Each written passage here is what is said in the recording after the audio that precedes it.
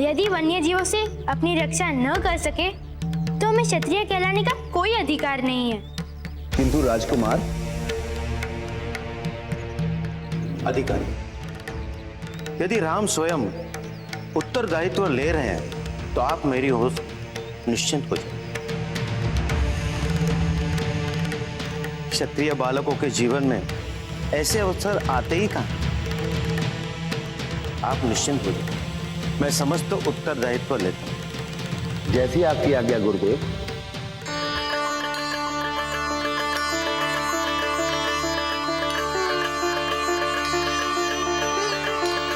हे रघुनंदन, कदाचित यह समाचार मारुति के भवन में प्रवेश की सूचना है।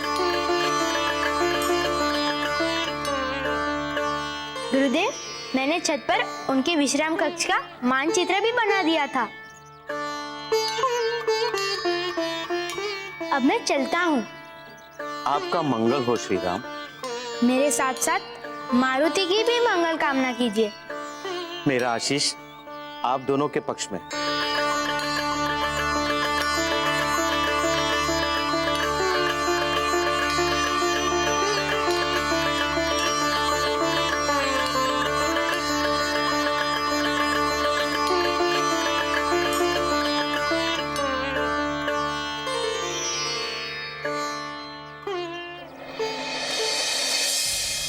महाराज, बात चिंता की है भी और नहीं भी।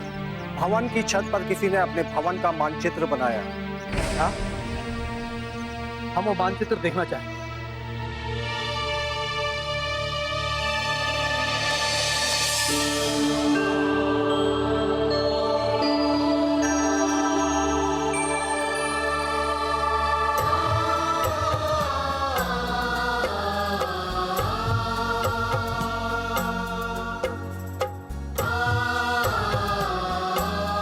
ये तो श्री राम ने मेरा मार्गदर्शन पहले से ही कर रखा है, मेरा ही ध्यान नहीं गया। सबसे पहले मुझे इस मानचित्र को अपने मन में सुरक्षित कर लेना चाहिए।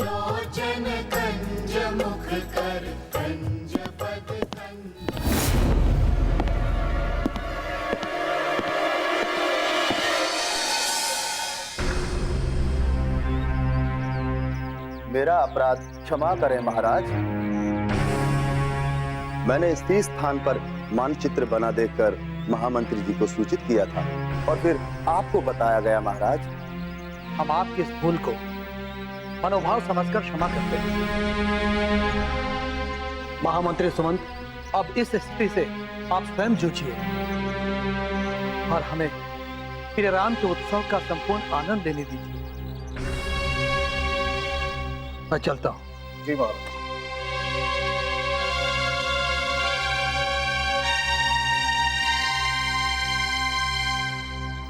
मेरा विश्वास कीजिए महामंत्री जी, मैंने मानचित्र यहीं पर देखा था। चिन्ह मिट जाते हैं तो उनके मिटने का निशान तो नहीं जाता। मुझे तो लगता है कि यहाँ किसी ने कुछ बनाया ही नहीं। महाराज की ओर से तो ये बात समाप्त हो चुकी है। आप तो केवल मंथरा की समस्या का निदान कीजिए। मुझे तो ऐसा लगता है कि मंथरा ने भी कुछ नहीं किया। चलिए।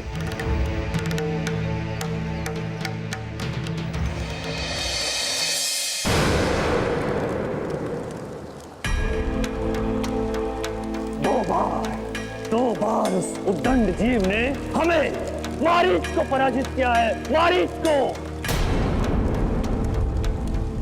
यदि इस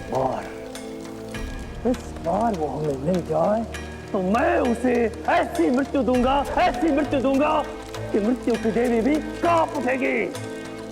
दुष्ट बालक, उद्दंड बालक, दुष्ट बालक, तुमने हमसे मारी से शत्रुता करके अपने जीवन के लिए सबसे बड़ा संकट मोल लिया है, सबसे बड़ा संकट।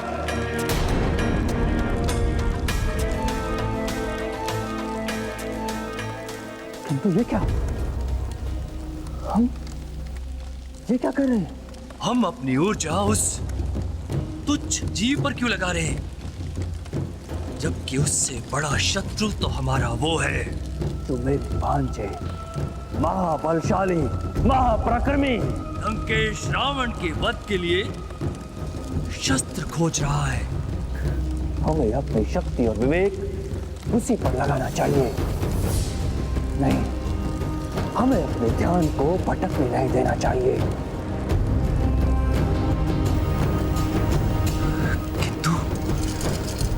किंतु वो गुप्तचर अभी तक क्यों नहीं आया जिसे हमने अयोध्या भेजा था, ये ज्ञात करने के लिए कि कौन है अयोध्या में जो हमारे भांजे लंकेश के वध के लिए शस्त्र खोज रहा है। क्यों अब तक नहीं आया वो? कहीं ऐसा तो नहीं कि वो नहीं, वो पकड़ा नहीं जा सकता, नहीं पकड़ा जा सकता वो। नहीं, वो पकड़ा नहीं जा सकता, नहीं पकड़ा जा सकता वो। लेकिन उसके ना आने से हमें चिंता हो रही है। क्यों नहीं आया वो अभी तक?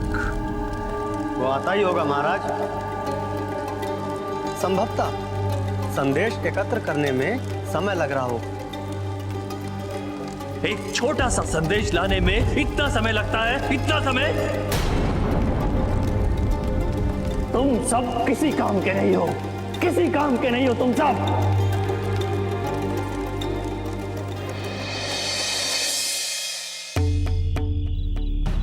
चारों तरफ देखो, यही कहीं होगा। ध्वनि तो ऊपर से ही आ रही थी। वो हमारी आंखों में धूल झोंकने की चेष्टा कर रहा है। किसी भी हालत में बचकर नहीं जाना चाहिए। वो चौकन्ना होकर देखो। मुझे तो लगता है कि वो यहाँ से कूदकर भाग गया होगा, क्योंकि अगर वो छत पर होता तो हमें अवश्य दिख जाता। मूर्ख, इतनी ऊंचाई से कूदने का अर्थ है यमलोक की यात्रा करना, समझे? आपका यह भी कहना उचित कि जो इतनी ऊंचाई से कूदेगा वो तो मृत्यु को ही प्राप्त होगा, किंतु तब तो उसका शव नीचे ही होना चाहिए था। नीचे जाकर उसका शव ढूंढे। मूर्ख, जीवन सबको प्यारा होता है। ऐसी मूर्खता कोई भी नहीं करता, समझे? आपने सत्य कहा। फिर कहीं ऐसा तो नहीं कि वो रस्सी के सहारे नीचे उतर गया हो? यदि वो रस्सी के सहारे नीचे उतरता तो छत से रस्सी तो लटक रही होती। कहाँ है रस्सी? मेरे मस्तिष्क में एक विचार आ रहा है। क्या? कहीं ऐसे तो नहीं ना वो नीचे कूदा हो, ना ही रस्सी के सहारे वो नीचे उतरा हो, बल्कि पक्षी के समान उड़कर वो लोप हो गया हो? मूर्ख, ऐसी क्रियाएं तो माया भी करते हैं जिनके पास शक्ति होती है। और वो तुच्छ जीव क्या पंछी बनकर उड़ेगा? सुनो जी, आदेश। तुम यहीं इसी छत पर रहोगे और निगरानी करोगे, और जैसे ही वो दिख जाए मुझे तुरंत सूचित करोगे, समझे? जी। तुम चलो मेरे साथ।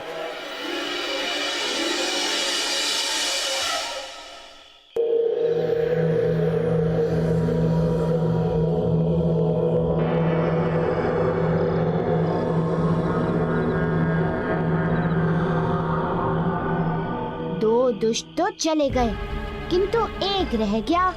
अब इसे किस तरह चकमा दूं और ध्वज से निकलकर पीछा छुड़ाऊं? कुछ बुद्धि तो लगानी ही पड़ेगी।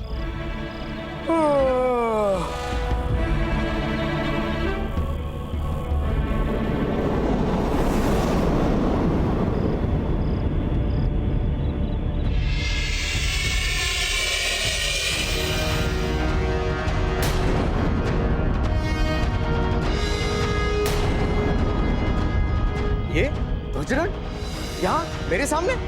हम इस महल की आत्मा हैं। आत्मा? महल की आत्मा? हाँ, महल की आत्मा। मैंने सब देख लिया है। तुम्हारी लापरवाही, तुम्हारी अवहेलना, सब कुछ। बोलो, तुम्हें क्या दंड दिया जाए? नहीं नहीं, मैंने ऐसा कुछ भी नहीं किया है। ना ही मैंने अपने सतर्कता अधिकारी के आदेश की अवहेलना की है, और ना ही मैंने अपने चौकसी में कोई ढील दी है। झूठ बोल रहे हो तुम। हाँ, नहीं। यहाँ से भाग जाने में ही न रहे थे।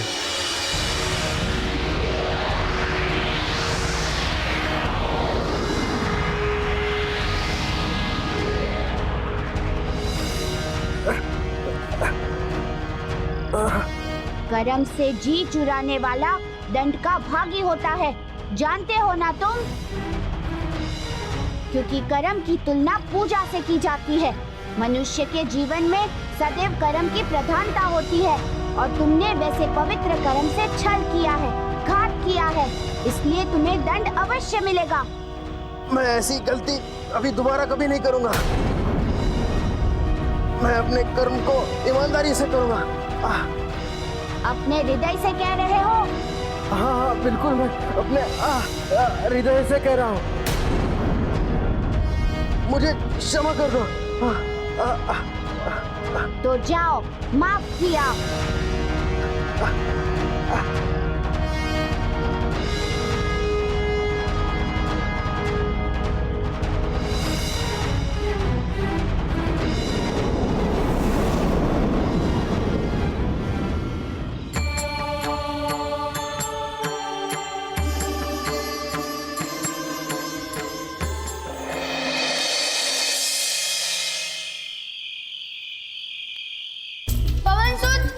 मारुति, कहाँ है आप? मारुति, मारुति कहाँ है आप? पवन सुत, मारुति, मारुति कहाँ है आप?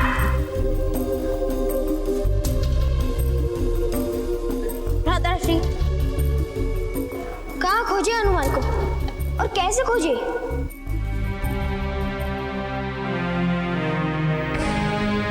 ऐसा करे क्या कि कुछ लड्डुओं को किसी स्थान पर रख देते, उससे हमें क्या लाभ होगा?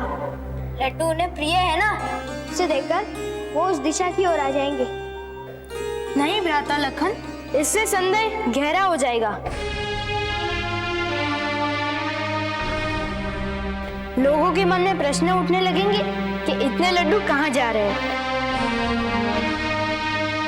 भ्राताश्री, मेरे मन में एक विचार आया है। कहो। भ्राताश्री, क्या हम हनुमान को कोई ऐसा संकेत दे सकते हैं जिससे वो समझ जाएंगे कि उसे कहाँ आना है? भरत, संकेत देने वाली बात उचित जान पड़ती है।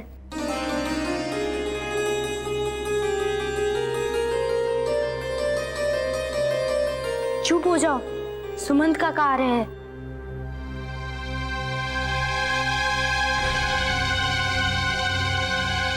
कहाँ जा रहे हैं चारों भ्राता? कहीं नहीं, बस यहीं।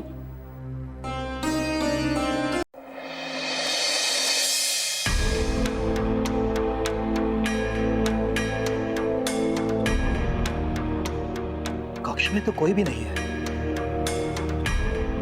रात्रि के इस प्रहर राम और बाकी बच्चे कहाँ चले गए? संभवतः गुरुदेव वशिष्ठ ने किसी कार्यवश उन्हें अपने पास बुलाया होगा, इसीलिए बच्चे बिना किसी को बताए ही चले गए। परंतु अब मैं क्या करूं? राम को देखे बिना तो मुझे निद्रा ही नहीं आएगी।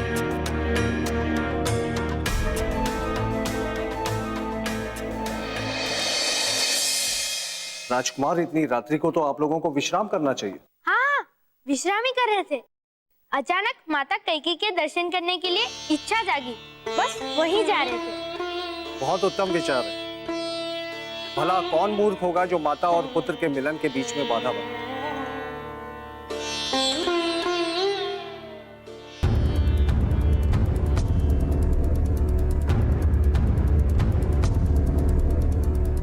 क्या हुआ सैनिक? इस प्रकार क्यों भाग रहे हो? वो क्या वो? बोलो क्या हुआ? वो ऊपर छत पर। क्या छत पर ऊपर? जी कुछ नहीं। कैसे कुछ नहीं? क्या है ऊपर? बताओ मुझे पूरी बात। छत पर एक विचित्र जीव आया था।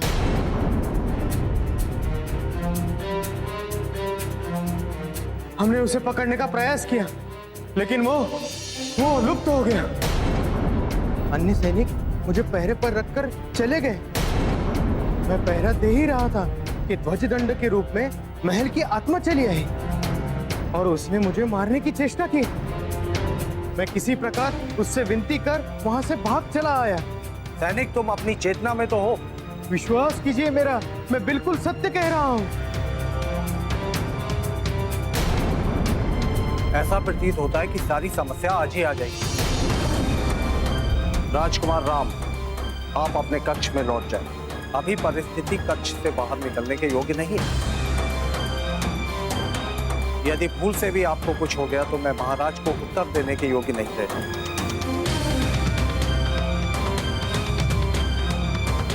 इसलिए आपसे मेरी विनती है कि आप सभी बालक अपने अपने कक्षों में फौरन लौट जाएं।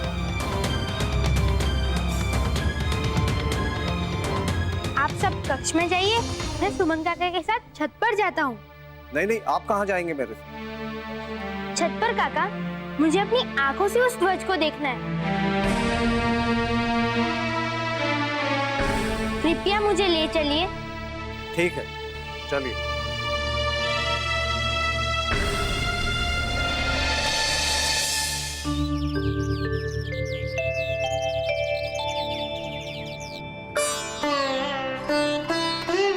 अयोध्या नरेश की जय हो। नमस्कार महामंत्री सुमंत्र। महाराज, व्यवस्था पूर्ण रूप से नियंत्रण में है। पूरे भारतवर्ष से एक पाक शास्त्री, रसोइया और रसों के विशेषज्ञ आ चुके हैं। तो क्या भोजन लकड़ी से पकेगा? जी महाराज, यहाँ वनों से विशाल लकड़ियों के कुंदे आ रहे हैं, जिन्हें लकड़ी के टुकड़ों में काटकर यहाँ लाया जाएगा। किंतु सुमंत, इससे तो वन संपदा की बहुत हानि होगी। नहीं महाराज, हजारों वृक्ष कटेंगे, लाखों वृक्ष लगाए जा चुके हैं। सुमंत, हम आपकी व्यवस्था से पूर्ण रूप से संतुष्ट हैं।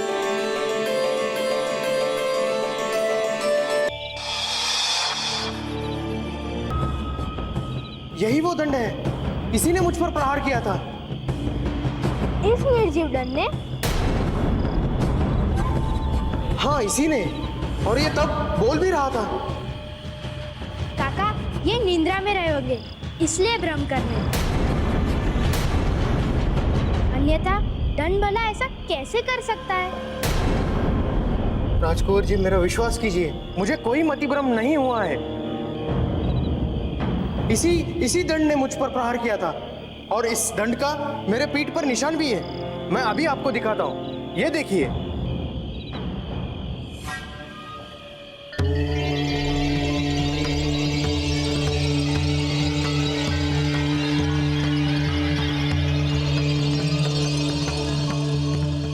आप दोनों यहाँ छत पर? तुमने स्वयं ही हमें पता नहीं पहले क्या क्या सुनाया, और अब तुम कह रहे हो कि तुम्हारी इस लापरवाही का मैं तुम्हें अभी दंड दूंगा। काका, मैं अपने कक्ष में जाना चाहता हूँ, कृपया मेरी जाने की व्यवस्था कर दीजिए। आइए, चलिए मेरे साथ। नहीं, आप क्यों कष्ट उठाएंगे? आप कहें तो मैं सैनिक के साथ चला जाता हूँ। हाँ अवश्य। सैनिक, राजकुमार को उनके कक्ष तक पहुंचा कर आओ। जो आज्ञा। राजकुमार जी, चलिए।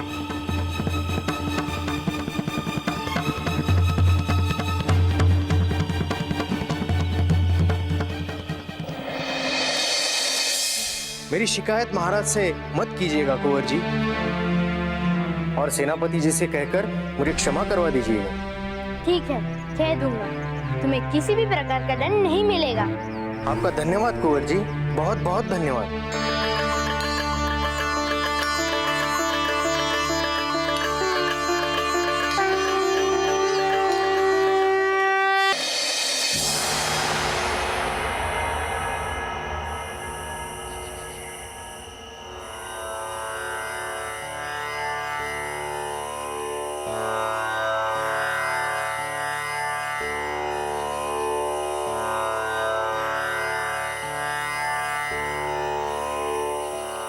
गुरुदेव के श्री चरणों में मेरा प्रणाम अर्पित है। कल्याण। गुरुदेव, रात्रि के इस प्रहर आने के लिए मैं क्षमा चाहता हूं।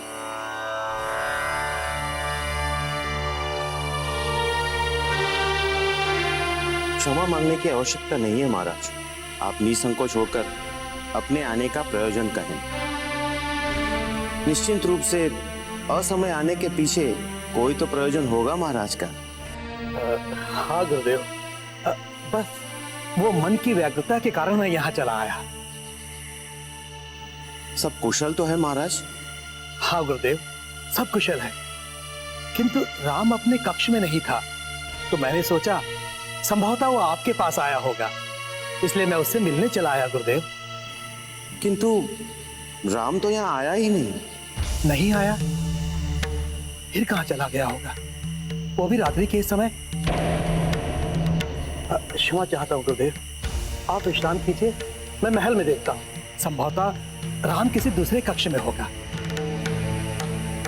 प्रणाम गुरुदेव।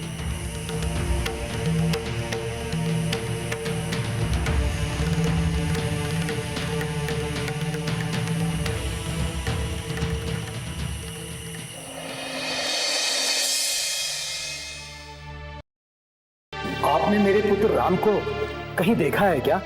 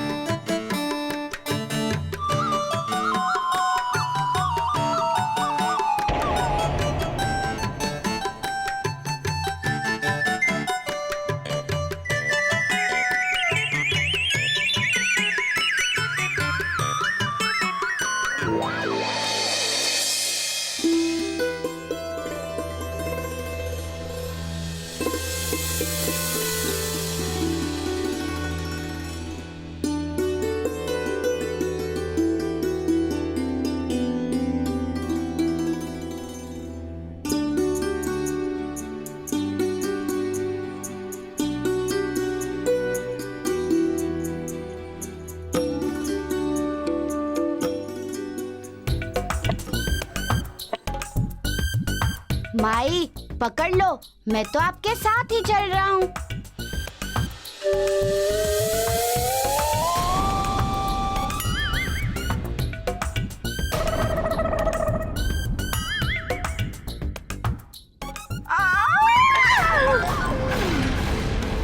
चलो चलकर देखते हैं।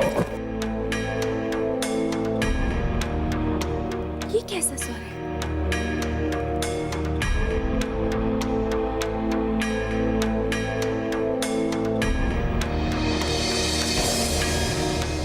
अरे ये क्या हो गया इन्हें? लगता है मुझसे बहुत बड़ी भूल हो गई। मेरे कारण माई फिर से भयभीत हो गई। कुछ समय में ठीक हो जाएंगी। अब मुझे अपने प्रभु राम को ढूंढना चाहिए। मानचित्र के अनुसार तो उनका कक्ष इसी गलियारे के अंत में होना चाहिए।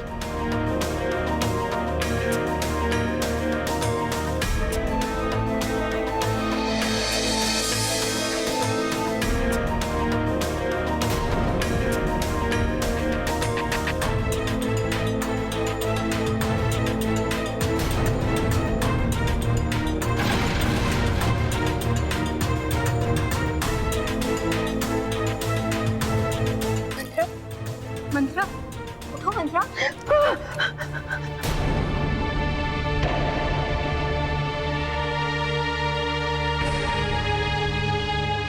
क्या हुआ? क्यों इतना शोर कर रही थी? क्या बताऊं?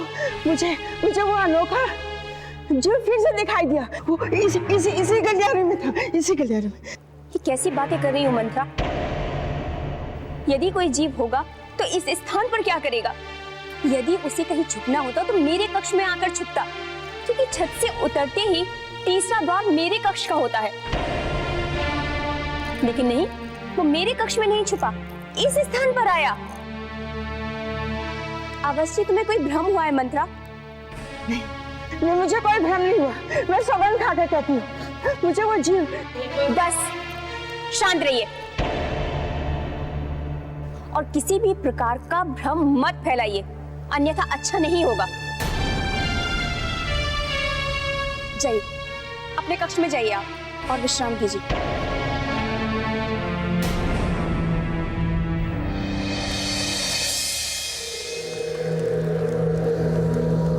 अब मैं आपके लिए भोजन की व्यवस्था करता हूँ। सुना है कि इस वन में बहुत ही कोमल मांस वाले जीव मिलते हैं। मांस तो मुझे तुम्हारा भी कोमल लग रहा है। यदि आज विद्याधर नहीं आया तो हम स्वयं अपने हाथों से उसका वध करके उसका जीवित मांस खाएंगे। यदि आप उसका वध कर देंगे तो मांस जीवित कैसे होगा? अभी बताता हूँ। अब विद्युतासुर आ गया। विद्युतासुर, इतनी देरी क्यों लगी? हमने तुम्हारी प्रतीक्षा में भोजन नहीं किया है।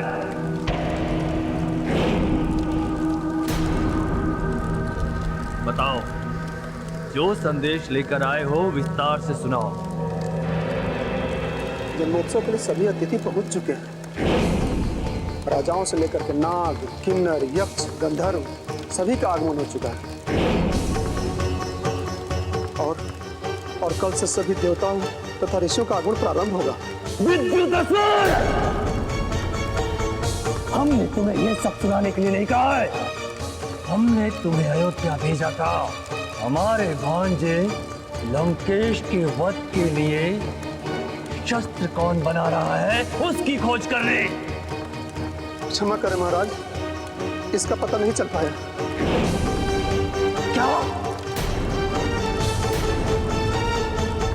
इसका अर्थ ये हुआ कि तुम आए हो।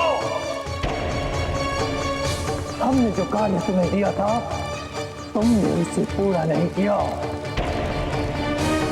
तुमने हमें मायावी मारीच को असफलता का हार पहनाया है।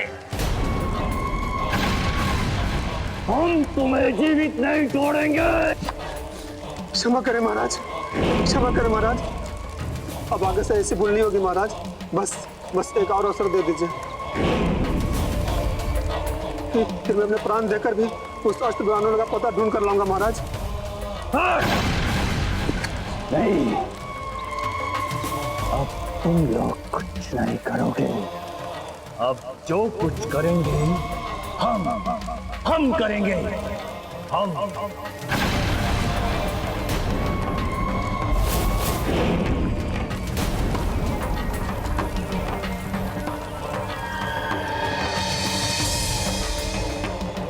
हम मायावी मारे जिसकी माया का काट तीनों लोकों में किसी के पास नहीं है। हम खोजेंगे अपने भांजे लंकेश, महापराक्रमी, महाबलशाली, त्रिलोक विजयी। लंकेश के वध के लिए खोजने वाले शस्त्र वाले को और हम करेंगे अपने हाथों से उसका वध।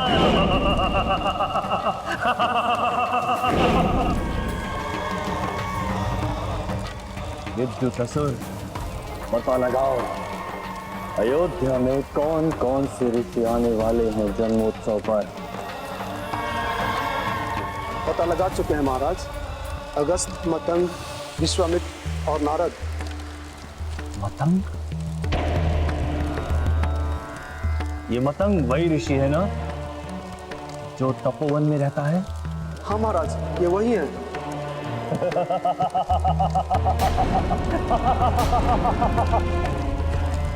विद्युतासुर, तो कार्य हो गया समझो। कौन सा कार्य महाराज? लंकेश के वध के लिए शस्त्र बनाने वाले के अंत का कार्य। उधर रामनवमी के उत्सव का अंत होगा और इधर लंकेश के वध के लिए शस्त्र बनाने वाले का अंत। मैं मायावी मारीच एक ऐसे व्यूह की रचना करूंगा जिसकी माया का काट तीनों लोकों में किसी के पास नहीं है, जिसकी रचना ना तो आज तक कभी हुई है और ना आने वाले भविष्य में कभी होगी।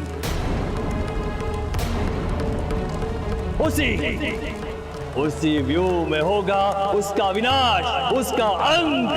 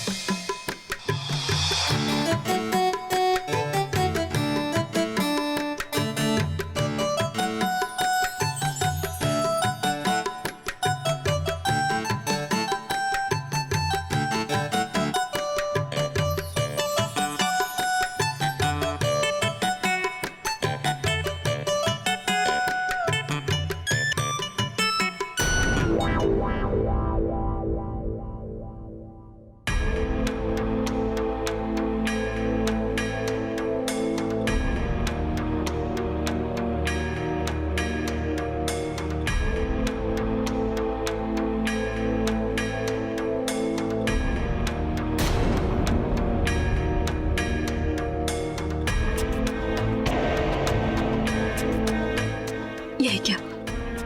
इसका अर्थ है कि कोई अवांछनीय व्यक्ति घुसा हुआ है कक्ष में।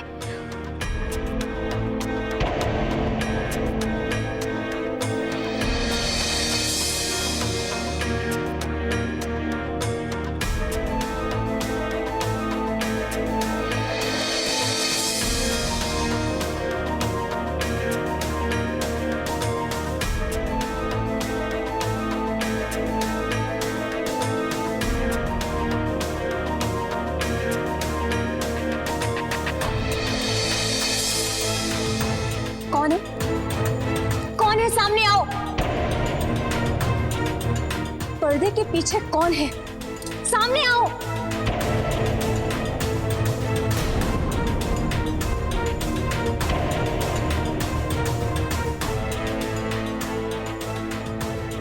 है ना माते? पुत्र राम,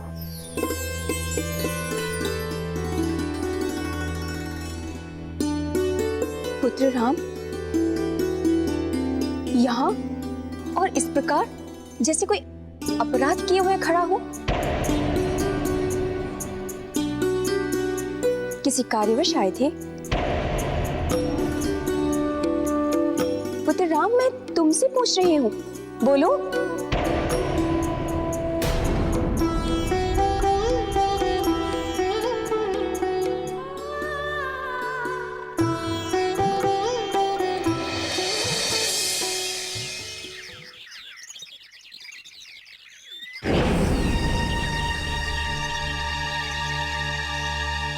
पुत्री शबरी, तुम्हें तनिक भी भयभीत होने की आवश्यकता नहीं है। मेरी पुत्री होने के नाते तुम्हारी रक्षा और सुरक्षा दोनों ही मेरे दायित्व हैं। जब तक मैं हूं तब तक तुम पर एक हल्की सी भी आंच नहीं आएगी। मैं अपने प्राण दे दूंगा, लेकिन तुम्हारे प्राण पर संकट नहीं आने दूंगा। इस निश्चितता के साथ आप यहाँ रहें। ओह, तो ये धर्म पुत्री दुर्बलता है।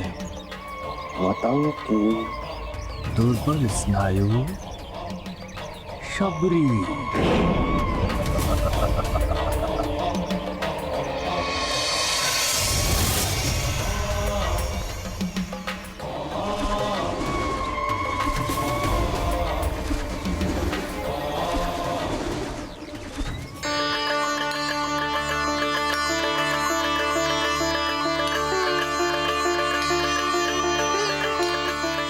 गुरु विश्वामित्र, आप? पुत्री, तुम अपने कक्ष में जाओ।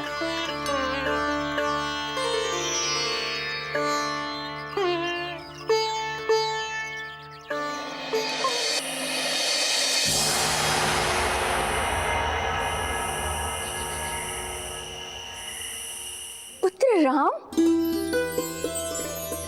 तो यह बात तुम्हें पहले बता देनी चाहिए थी कि तुमने अपने मित्र को भी निमंत्रण भेजा है। पहले ना बताने के लिए मैं क्षमा चाहता हूँ। वास्तव में मैं नहीं चाहता था कि मेरे मित्र आप लोगों की उपेक्षा का केंद्र बने। अरे ऐसा सोचा भी कैसे राम? जैसे तुम मेरे प्रिय हो वैसे ही तुम्हारा मित्र भी मेरा प्रिय होगा, और ऐसा कभी सोचना भी मत। जी भूल हो गई। किंतु तुम्हारा वो मित्र है कहाँ? मुझे भी तो मिलाओ राम। मित्र हनुमान।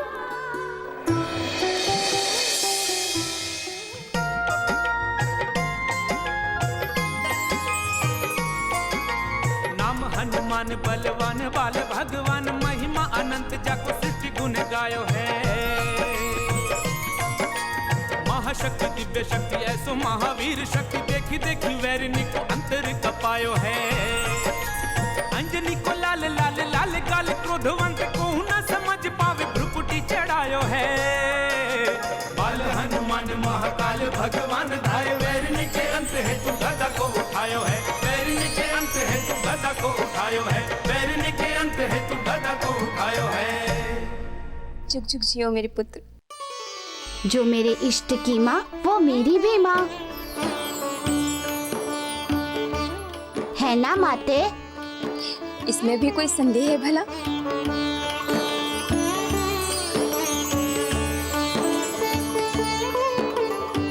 माते, मैं अपने मित्र का आभारी हूँ जिन्होंने मुझे अपने जन्म उत्सव में आने का निमंत्रण दिया। मैं तो अभिभूत हो गया निमंत्रण पाकर माते। अन्यथा इतने बड़े उत्सव में कौन किसी मित्र को याद करता है? नहीं मित्र, तुम मेरे लिए तुच्छ नहीं हो। तुम सबसे महान हो, सबसे प्रिय हो। यदि तुम नहीं आते तो तुम्हारे बिना मेरा जन्म उत्सव अधूरा रह जाता। तुमने यहाँ आकर मेरे जन्म उत्सव की गरिमा बढ़ा दी है मित्र, सच। मेरे प्रभु। राम सिया राम जय जय राम। राम सिया राम जय जय राम। राम राम सिया राम जय जय राम।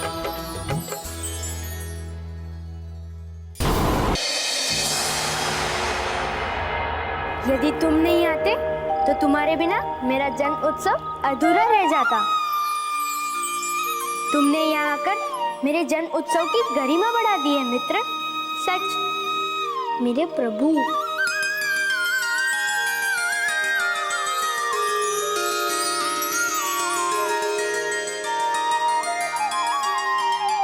कितना सुंदर और मनभावन है मित्र तुम्हारा राम।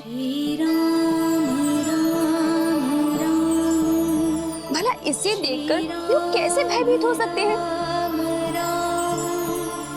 माते, आप मेरे मित्र को अपने पुत्र की मित्र की दृष्टि से देख रही है, इसलिए आपको भय नहीं हुआ।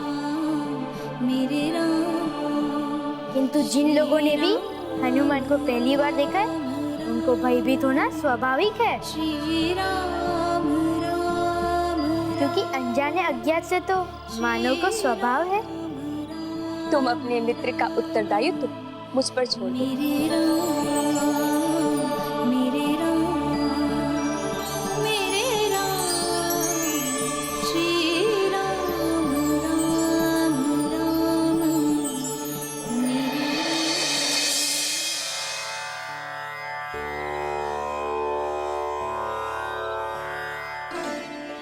ये अचानक कैसे आना हुआ आपका? अयोध्या जा रहा था, मार्ग में आपका आश्रम पड़ा तो सोचा क्यों न रात्रि विश्राम यहीं कर लिया जाए। ओ भाग्य हमारे, आपके आगमन से हमारी कुटिया पवित्र हो गई।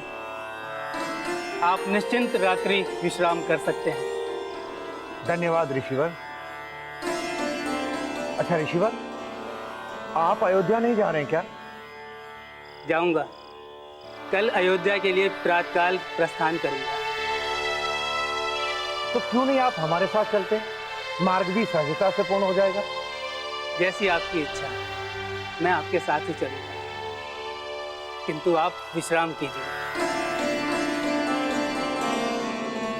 अंत्यकाल इन दोनों के जाने के बाद ही मैं अपना अभियान प्रारंभ करूं तो ही सही होगा।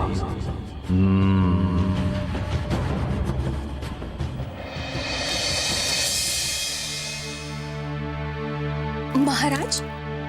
महारानी, हमने सुना है कि हमारे नगर में कोई विचित्र प्राणी घुस आया है। वैसे तो उस विचित्र जीव से रक्षा हेतु हमने महामंत्री को महल की सुरक्षा व्यवस्था कड़ी करने का आदेश दे दिया है, परंतु महारानी, हम फिर भी चाहते हैं कि आप हमारे पुत्रों को अपने संरक्षण में अपने पास रखें या फिर गुरुदेव वशिष्ठ के आश्रम में भेज दें। महाराज, आपने ये उचित सोचा है। बालकों को मैं अपने पास अपने संरक्षण में रखूंगी। महारानी, ऐसा कहकर तो आपने मुझे चिंता मुक्त कर दिया, किंतु बालक कहीं दिखाई नहीं पड़ रहे हैं। कहाँ है बालक? मैं कब से उन्हें ढूंढ रहा हूँ। आपको तो पता है ना महारानी कि मैं अगर अपने बालकों को देखता नहीं हूँ तो मैं बहुत चिंतित हो जाता हूँ।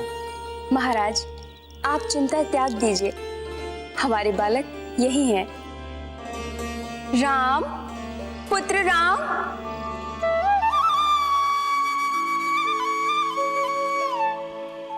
प्रणाम पिताश्री। आयुष्मान भव। ये क्या महारानी, आपने हमारे पुत्र को अपने पास छुपा कर रखा है और हमें बताया तक नहीं। हाँ, वो इसलिए महाराज कि मुझे लगा कहीं वो विचित्र जीव आपके स्वर की नकल करके ना बोल रहा हो। ये उचित किया आपने। ऐसा करके आपने अपनी बुद्धिमत्ता का परिचय दिया। बहुत अच्छा किया आपने। पुत्र राम, कैसे हो तुम? तुम कुशल तो हो ना पुत्र? पिताश्री, जिस पुत्र के सर पे आप जैसे पिता और माता कैकेयी जैसी माता का हाथ हो, उसका कभी बुरा कैसे हो सकता है पिताश्री? राम, मेरे पुत्र राम।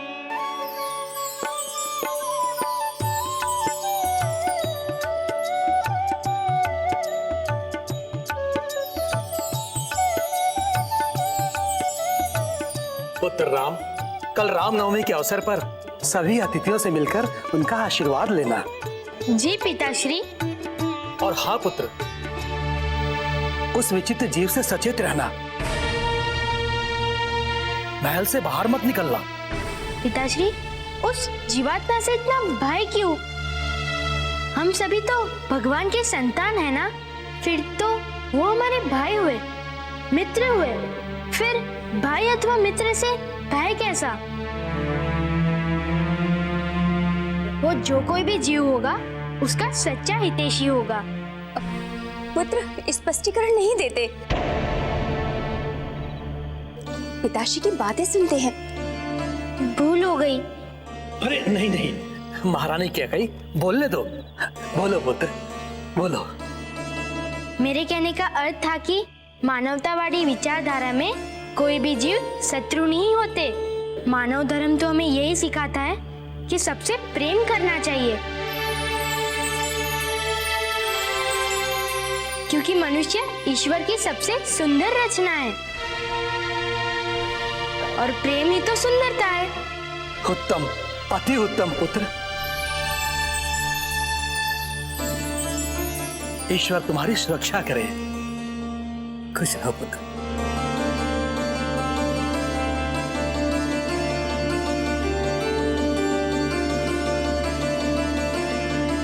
माते, आपने मुझे बीच में ही क्यों रोक दिया था?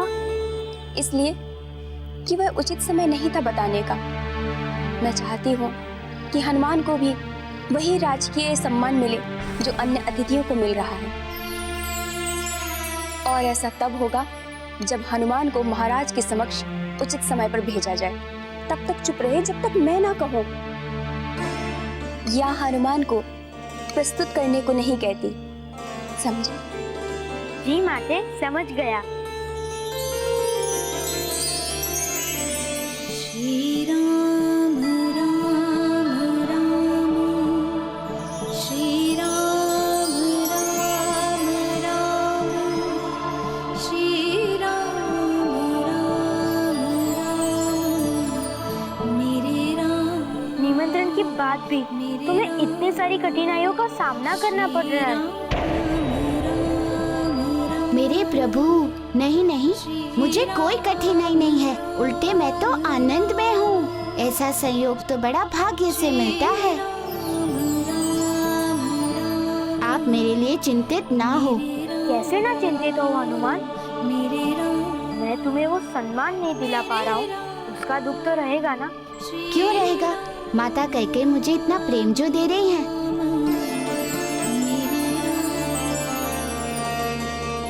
माँ का प्रेम मिल गया तो सब कुछ मिल गया। ये तुम्हारा बड़ेपन है हनुमान। माता, आप कुछ शीघ्र उपाय सोचिए, क्योंकि इस प्रकार मुझे हनुमान को छुपा कर रखना अच्छा नहीं लग रहा है। चिंतित ना हो पुत्र, मैं हनुमान को बहुत ही शीघ्र ससम्मान सबके सामने प्रस्तुत करूंगी, और वो भी तुम्हारा मित्र कह के। और अब रात्रि अधिक हो गई है, जाओ तुम लोग अपने शयन कक्ष में जाओ। माता, क्या हम हमारे साथ हनुमान को हमारे कक्ष में ले जा सकते हैं? नहीं पुत्र, अभी हनुमान का इस कक्ष से जाना उचित नहीं है। और पूरे महल में यही एक ऐसा कक्ष है जो गुप्त कक्ष है। यहाँ स्वयं महाराज भी मेरे बिना अनुमति के अंदर नहीं आते। इसलिए राम, ये हनुमान के लिए सुरक्षित स्थान है, तब तक जब तक मैं अपना वचन पूरा नहीं कर लेती। मित्र? कहो मित्र। माता, यदि आप अनुमति दे तो। किस बात की अनुमति?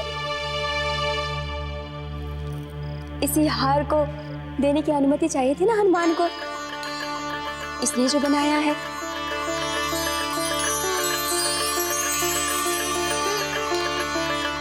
बहुत सुंदर है, बहुत अच्छा है। आप जाओ पुत्र, अपने कक्ष में जाकर शयन करो।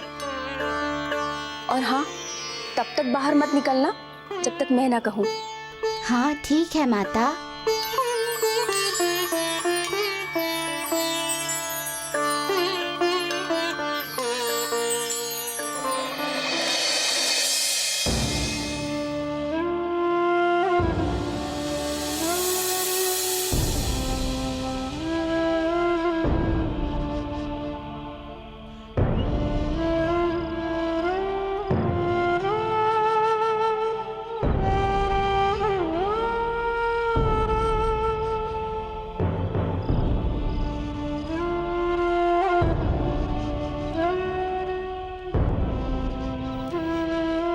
अनजाने क्षेत्र में क्या है, अनजाने लोगों के बीच,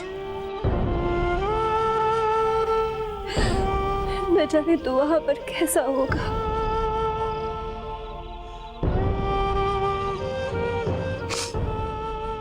मुझे तुम्हारी भारी चिंता हो रही है। प्रभु करे सब ठीक हो, तुम्हें कोई परेशानी ना हो।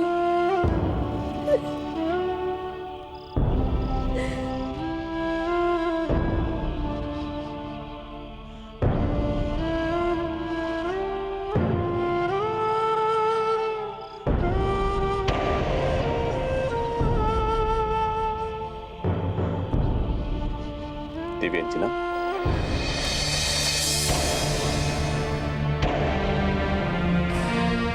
ये आंसू क्यों अंजना?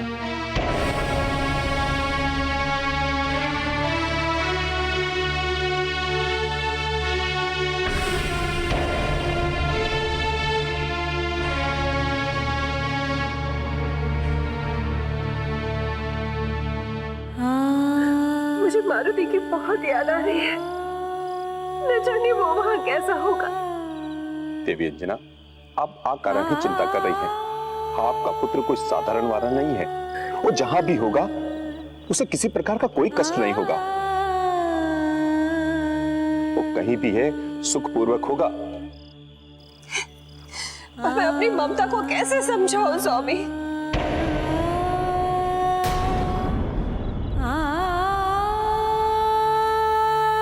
एक माँ के लिए अपने पुत्र से इतने समय तक दूर रहना बहुत कष्टकारी होता है।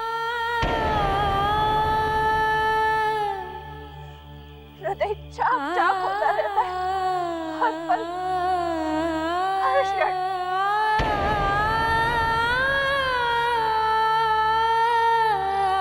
स्वामी, स्वामी, क्या मैं आपसे एक विनती कर सकती हूँ? हाँ देवी, विनती नहीं, आज्ञा दीजिए आप। स्वामी, किसी भी प्रकार, किसी भी जगत से क्या मुझे मेरी पुत्री का कुशल क्षेम समाचार प्राप्त हो सकता है? पवन देव भी तो वही है, उनसे पता कीजिए ना, कुछ कीजिए ना स्वामी। ठीक है देवी, मैं पवन देव से बात करके आपके पुत्र का समाचार मैं आपको अवश्य दूंगा। बस प्रातः काल होने तक की आप प्रतीक्षा कीजिए, रात्रि भी अधिक हो गई है, आप जाकर आराम कीजिए।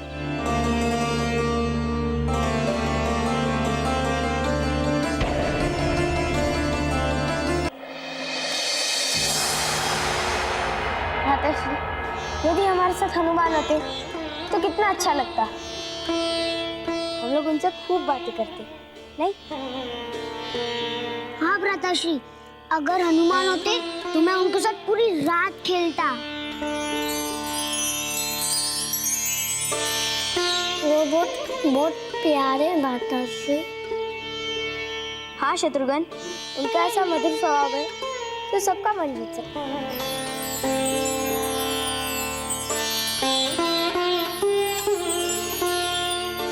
भ्राताश्री, अब केवल मुस्कुरा रहे, कुछ बोल क्यों नहीं रहे? ठीक है, बोलता हूँ। मित्र हनुमान, बाहर आ जाओ।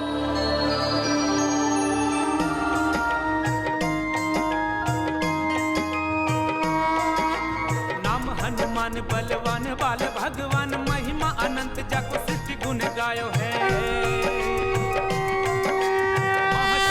शक्ति ऐसो महावीर शक्ति, देखी देखी वैरिणी को अंतर कपायो है। अंजनी को लाल लाल लाल गाल, क्रोधवंत को न समझ पावे भ्रुकुटी चढ़ायो है। बाल हनुमान महाकाल भगवान धाय, वैरिणी के अंत है तू गदा को उठायो है। वैरिणी के अंत है तू गदा को उठायो है। वैरिणी के अंत है तू गदा को उठायो है। अरे आप यहाँ? भ्राताश्री, आपने तो हमें चकित ही कर दिया। पर एक सवाल पूछो हनुमान। पूछिए। आप हमारे साथ क्यों नहीं आए? हाँ, आपने भ्राताश्री से गले मिलकर क्या कहा? प्रभु, इन्हें इस मिलन के सत्य के बारे में बताने की अनुमति दीजिए। यदि किसी के मन में जिज्ञासा हो तो उसे अवश्य शांत करना चाहिए। बता दीजिए हनुमान।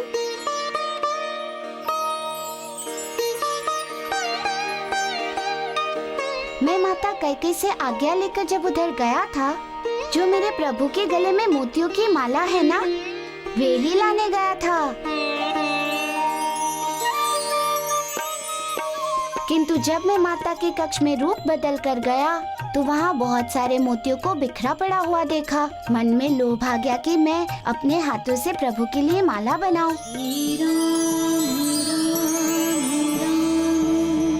और प्रभु को पहनाऊं। तो वही माला आपने बनाई थी? हाँ।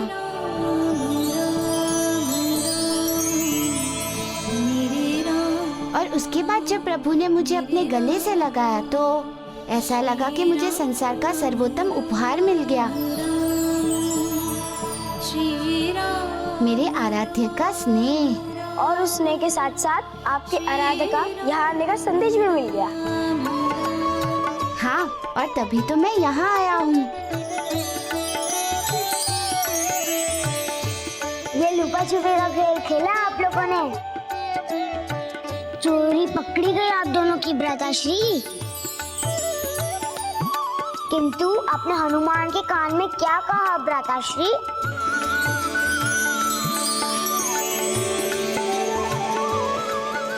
किंतु आपने हनुमान के कान में क्या कहा भ्राताश्री?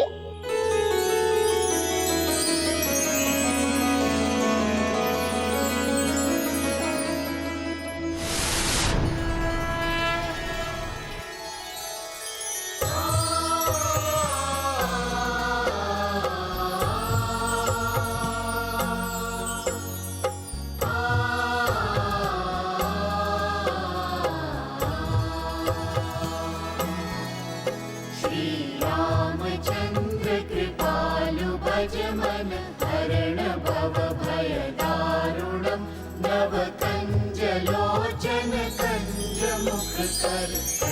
आप हमारे साथ चलिए। मेरे सारे भ्राता आपके साथ समय व्यतीत करना चाहते हैं। व्याकुल है आपके साथ समय बिताने के लिए। मैं तो भारी धर्म संकट में आ गया। एक और मेरे आराध्य का आदेश और दूसरी ओर मेरे आराध्य की माताश्री का इस कक्ष से बाहर उनकी अनुमति के बिना नहीं जाने का आदेश। क्या करूं मैं अब? चिंतित मत होइए, आपके पास तो गुनारूप धर्म करने की शक्तियाँ है। अर्थात प्रभु? रूप परिवर्तन की शक्ति। समझ गया मैं प्रभु। मार्ग बताने के लिए बहुत बहुत धन्यवाद।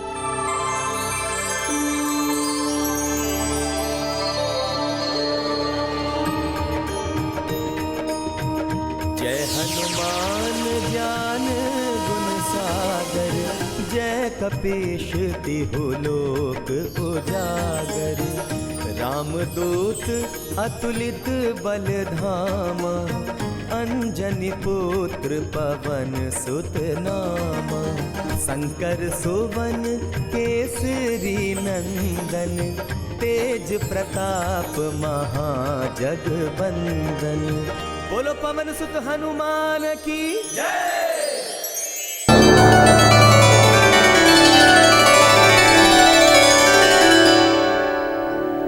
समझ गया मैं प्रभु। मार्ग बताने के लिए बहुत बहुत धन्यवाद।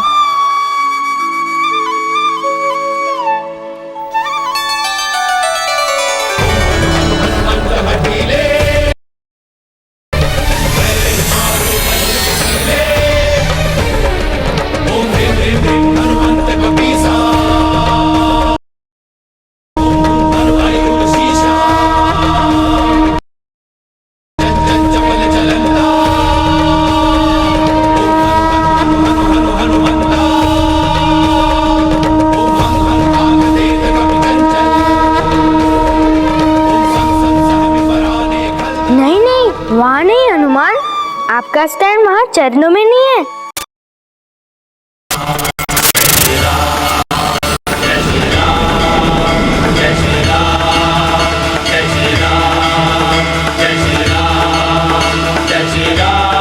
आप सत्य कहते हैं मित्र कि स्थान को लेके हमारी बहस सदाई रहेगी।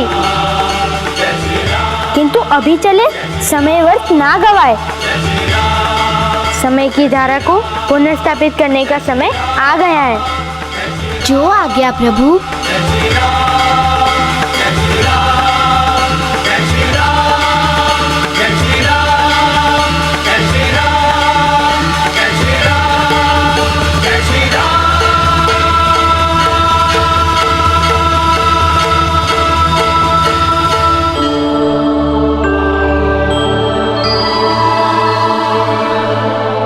प्रभु, मैं माता कैकेयी के पास बिल्कुल सुरक्षित हूँ। आप मेरी चिंता ना करें।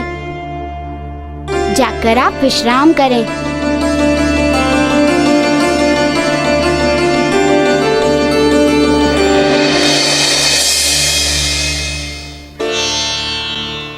अरे वाह, आपने यहाँ पर हमारे पास आने के लिए ये रूप धारण किया। मक्षिका का आप और क्या क्या कर सकते हैं? प्रभु श्री राम जो भी आज्ञा करेंगे वो सब।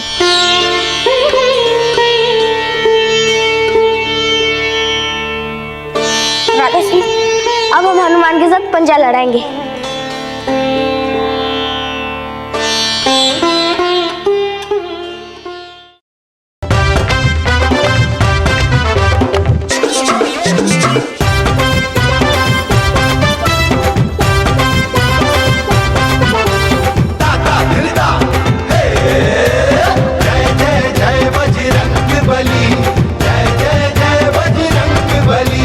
जय जय जय बजरंग बली, जय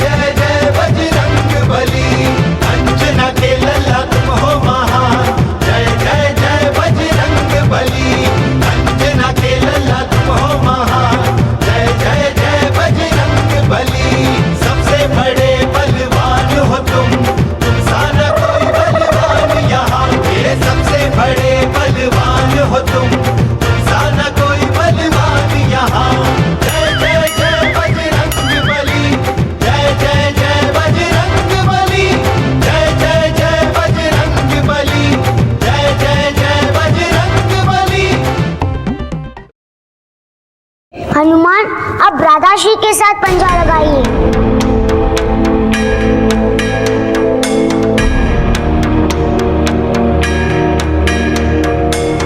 नहीं नहीं, मैं पंजा नहीं लड़ाऊंगा अपने प्रभु से।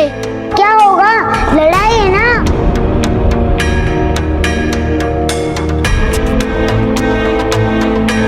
भाई साहब इतना कह रहे तो मान भी जाओ। आओ, कभी कभी दूसरों की प्रसन्नता के लिए भी कुछ करना चाहिए।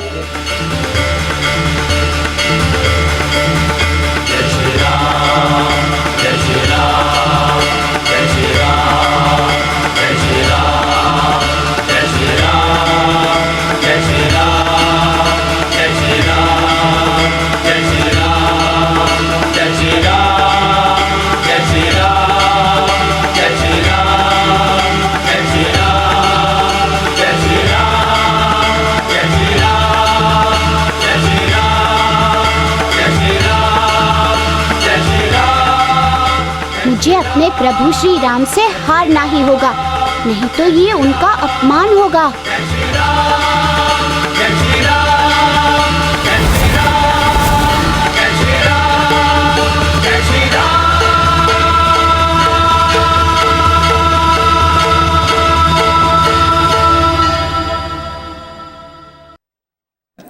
आप जानबूझ के हारे हैं। आपने तनी भी बल का प्रयोग नहीं किया है। बल प्रयोग वो भी आप पर? कदापि नहीं प्रभु। बल का प्रयोग तो मैं आपके शत्रुओं पर करूंगा।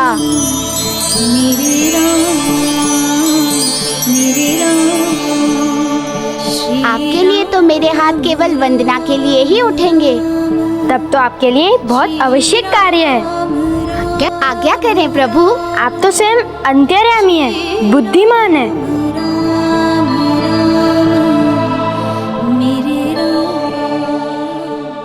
समझ गया मैं प्रभु, आप जो चाहते हैं वही होगा।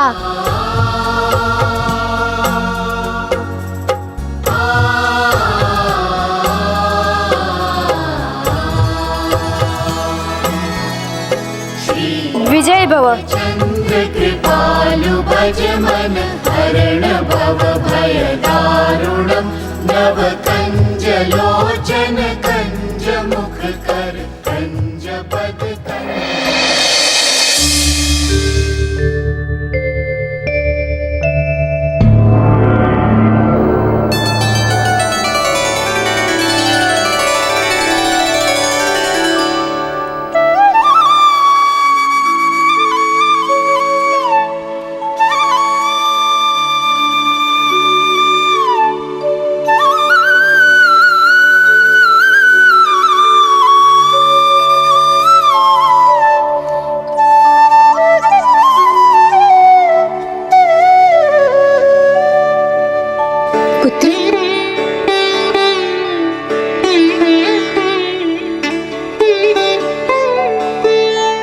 उठ गए तुम?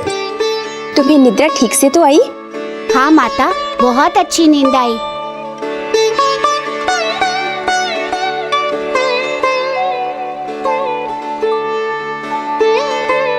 जुग जुग जियो मेरे पुत्र। हाथ मुंह धो लो, तब तक मैं तुम्हारे लिए जलपान की व्यवस्था करती हूँ।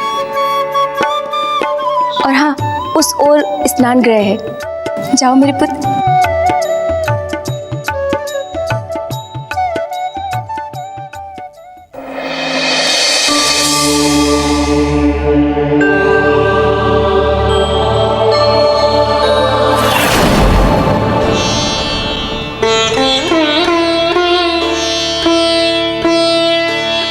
हनुमान, शीघ्र आ जाओ, मैं जलपान ले आई।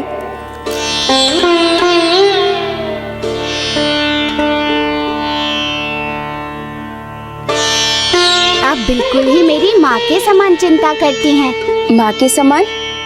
तो क्या मैं तुम्हारी माँ नहीं हूँ? नहीं नहीं, आप मेरी माँ ही हैं। पर मेरे कहने का अर्थ था कि आप मेरा वैसे ही ख्याल रखती हैं जैसे मैया मेरा ध्यान रखती हैं।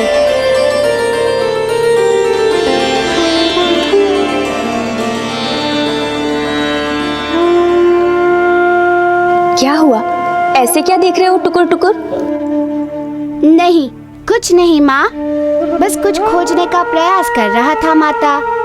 क्या? नहीं नहीं, कुछ नहीं माते, मुझे भूख लगी है।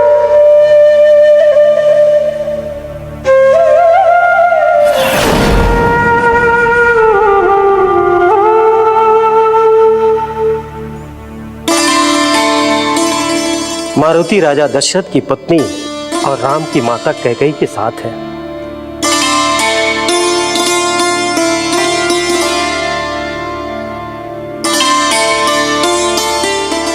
उनके कक्ष में ही उनकी रहने की व्यवस्था है। माता कैकेयी उन्हें अपने पुत्र की तरह स्नेह कर रही है। माता कैकेयी अपने अंक पर बिठाकर उन्हें लड्डू खिला रही है। मारुति बहुत प्रसन्न है और तुम्हारी प्रशंसा कर रहा है।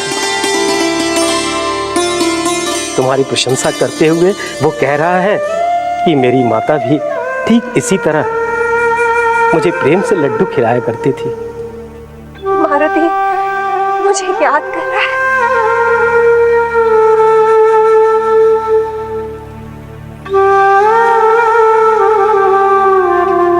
पुत्री,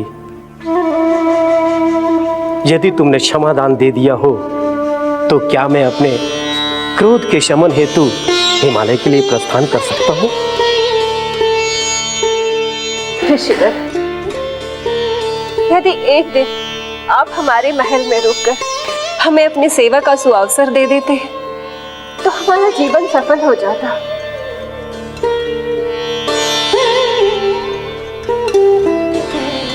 हाँ ऋषिवर, आप रुक जाते तो हमें अधिक प्रसन्नता होती। ठीक है, तुम दोनों की इच्छा है तो मैं रुक जाता हूँ।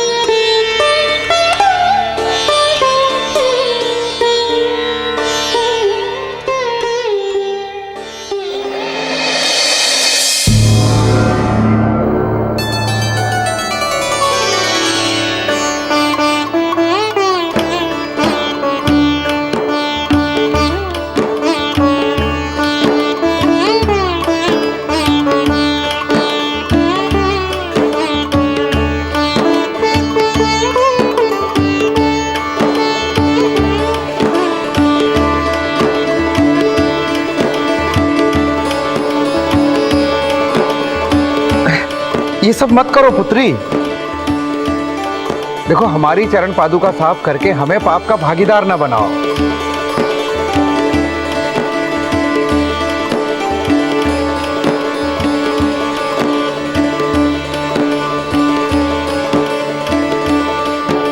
ये नहीं मानेगी महर्षि विश्वामित्र। ये सेवा भाव से बनी पुण्य आत्मा है।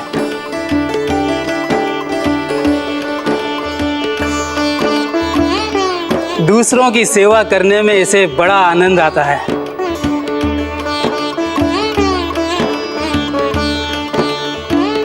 मैंने भी इसे कितनी बार कहा कि मेरे कार्य मत किया कर, किंतु ये मानती ही नहीं है। अब तो मैंने इसे कहना ही छोड़ दिया है।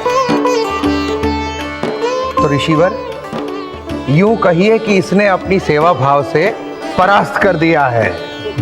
आप बिल्कुल सत्य बोले गुरुवर। सदा सुखी रहो पुत्री। पिता, मैंने मार्ग के लिए कुछ फल रख दिए हैं, रख लीजिए। भोजन समय पर कर लीजिएगा। ले, इस झोले में डाल दे इन्हें।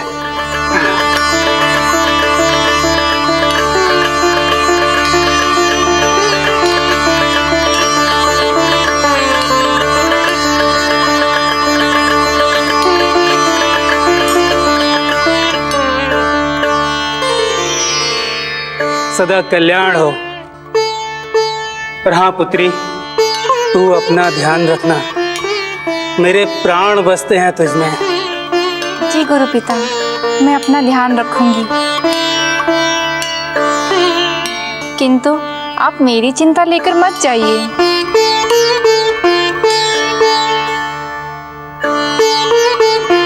प्रणाम।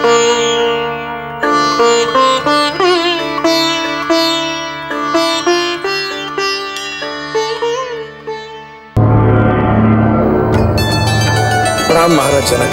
प्रणाम प्रणाम।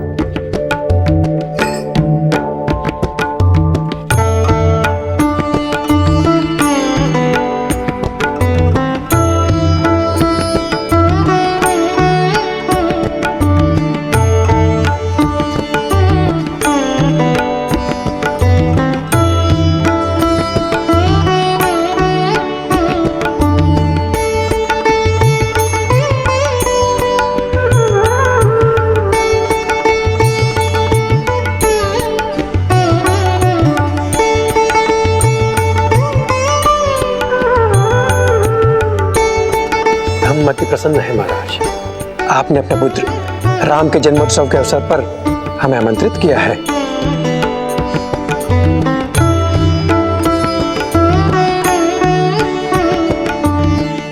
अब आपसे एक निवेदन है महाराज। आदेश दीजिए महाराज जनक।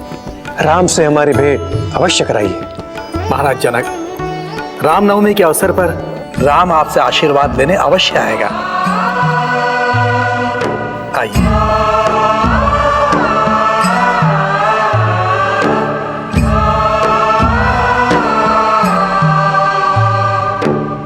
ये तो माता सीता के पिताश्री थे। इनसे भी मिलने का सौभाग्य मिलेगा मुझे, किंतु कब मिलेगा, कैसे मिलूंगा? सबका राजकीय सम्मान के साथ प्रवेश हो रहा है और एक मैं हूँ। ये मेरी ही मूर्खता थी कि मैं इस प्रकार बिना सूचित किए अंदर आ गया। पर कोई बात नहीं, मेरे प्रभु श्री राम है ना, उन्होंने अवश्य ही मेरे लिए कोई ना कोई उपाय सोचा होगा।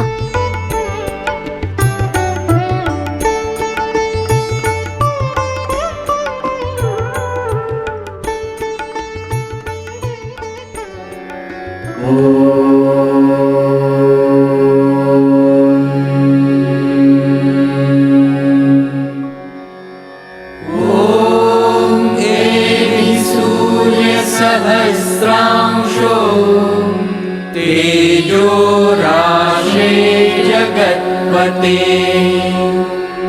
अनुकंपय मां भक्त्या गृहाणार्घ्यं दिवाकर।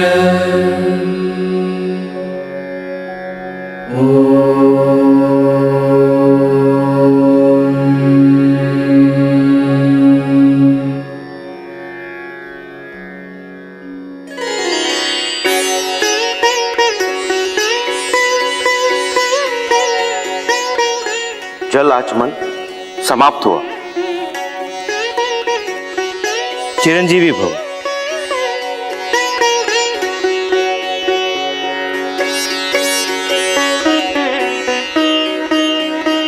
यशस्वी भव।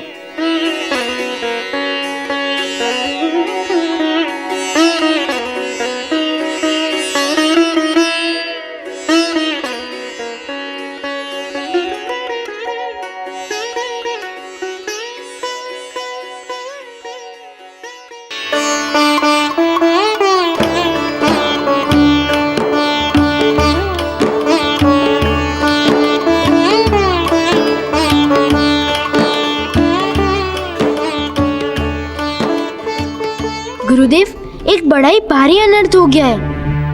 कैसा अनर्थ? हमने हनुमान को बुला लिया है। उन्हें कैसे इस उत्सव में सम्मिलित किया जाए गुरुदेव? हनुमान भी एक अतिथि और किसी भी अतिथि को सर्वसम्मान बुलाना चाहिए, अन्यथा उसका अपमान होता है। तो कैसे बुलाए उन्हें गुरुदेव? उन्हें बुलाने से पहले उनके प्रति अतिथियों के मन में जो अज्ञात भय बैठा है उसे दूर होना चाहिए और तब उन्हें लोगों के सामने प्रस्तुत करना हो।